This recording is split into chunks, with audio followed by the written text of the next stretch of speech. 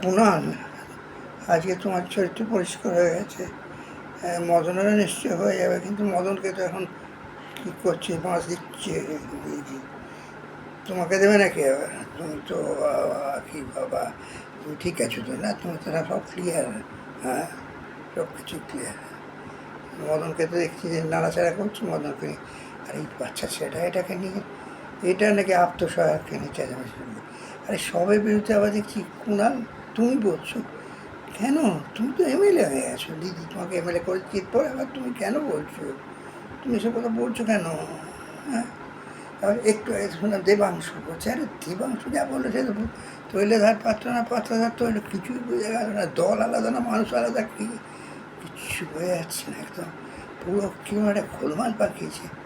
এরকম রাজনীতির আকাশে তো এত গোলমাল দেখিনি আমি। এই আমাদের পশ্চিমবঙ্গের রাজনীতি কি একদমই এরকম অবস্থা হয়েছে। আর এই বাচ্চা ছেলেটাকে নিয়ে কী ঘাটাঘাটি করছে এই আমাদের কী বলে detective department. Actually detective department বলতে মানে সিআইডি, এই বাচ্চা ছেলেটাকে নিয়ে করছে। না, আরও আছে পিসিটাকে কিন্তু কিচ্ছু করছে না। কী ভয়, কী ভয় বুঝতেও পারছি না কেন ভয় পাচ্ছে। কেন জানে যে পিসাটা সাংঘাতিক, সিপিএমকে হাঁটিয়ে দিয়েছে 34 বছর বাদে।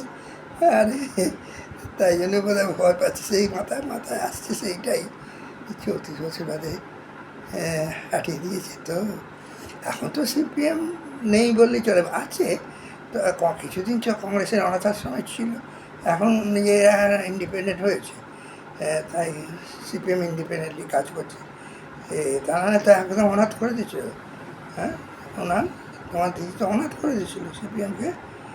হ্যাঁ, তারপর তো কংগ্রেসই তো আবার সিপিএমকে পুনর্জীবিত করলো পশ্চিমবঙ্গে, তাই না? মেনে নিতে হবে।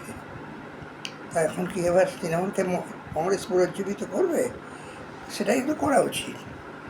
তুমি বলো, তুমি বলো। আর এরা যেসব বলছে এবারে পৃথিবীর কোনো ফ্যাক্টর না।